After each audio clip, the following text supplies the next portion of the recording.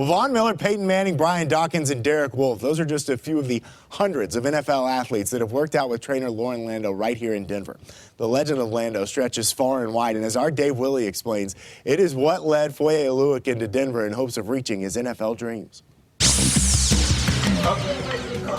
Okay, let's face it, this is probably not how you'd expect an economics graduate from Yale to be spending his afternoons. Pushing, pulling, grunting. But for Foye Oluokun, the suit and tie will have to stay in the closet for now. See, he's not done with his helmet and shoulder pads just yet. My happiness and what I really enjoy doing for the next couple of years, however long I can do it, is definitely, I've always loved sports my whole life, so that's really what I want to do. To many in the football world, Foye would seem like a dreamer, a long shot. He wasn't invited to play in the Shrine Game. There was no Senior Bowl, no Combine, but that doesn't mean no shot. If you want to be on the outside looking in of my story, I'm a long shot, but, growing up with me and kind of being around me, I wouldn't think I'm a long shot at all. I don't think he's a long shot. I think he's got the potential to play on Sundays. A guy with his education is far more likely to have a boss named Charles Schwab or Dean Witter than Bill Belichick or Vance Joseph. Until those last two guys look at his tape, or check out his 40-yard dash time, or just meet the young man. Depending on what you want me to do, I'm gonna do it. I've always been that way. I'm a winner. Whatever the team wants me to do to win is what I'll do. So how does a young man from a working-class family in St. Louis, who graduates from Yale, end up here in Denver chasing his NFL dreams?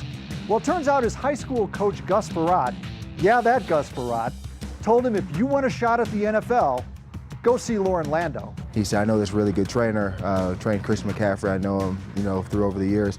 Really good guy. I think you should go out there. Played with Ezekiel Elliott, same high school, and Gus had worked with him and knew that I prepared guys for the NFL. So where does all of this work and this sweat and this training lead? Well, we'll find out in late April if Foye gets drafted. That doesn't happen. Maybe he's signed as a free agent. Doesn't really matter how he gets his shot, as long as he gets his shot. Going to Yale, people will tell you that you can't do this, you played in too small of a conference and stuff. But you got to kind of block that out, not really listen to your chances. Kind of always, like as I said earlier, you got to bet on yourself. Foye can 100% play at the next level. He has the tools. It's going to be interesting to see what teams look at him and how they view him being an Ivy Leaguer. But again, I don't believe that would hurt him. And they're going to see the numbers that he's going to put out on his pro day, and they're going to be very impressed. My chances are whatever I make them. If I go out and perform well, I think I'll make it. If I, don't perform well, I won't make it. That's just the business of the game. So I'm prepared for that. That's just how it's going to be. For now, Wall Street will just have to wait a bit for Foye Oluokun. In Centennial, Dave Willie, CBS 4 Sports. Oluokun didn't disappoint at his pro day. He ran a 4.56 40-yard dash, which would have been the sixth best time by a linebacker at the Combine, while his 20-yard shuttle time would have been the second fastest. In the 3 hours after his pro day, 9 NFL teams reached out to him.